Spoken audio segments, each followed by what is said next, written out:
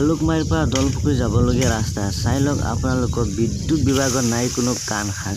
পূব ভালুকমাৰী লক্ষীপুৰ আমপুখুৰী ৰাইজ একাংশ ৰাইজ পৰিছে বিপদত। কিয়নো চাই লওক আপোনালোকে ৰাইজে বিদ্যুৎ বিভাগৰ যি কাৰেণ্টৰ তাৰৰ গছ গছনি কাটিবলগীয়া হৈছে।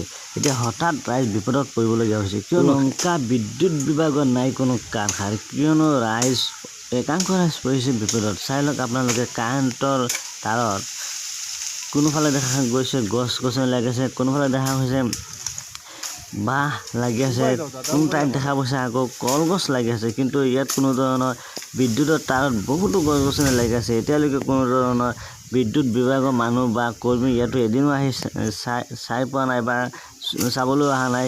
এতিয়া হঠাৎ কেতিয়াবা দুৰ্ঘটনা ঘটি যাব পাৰে।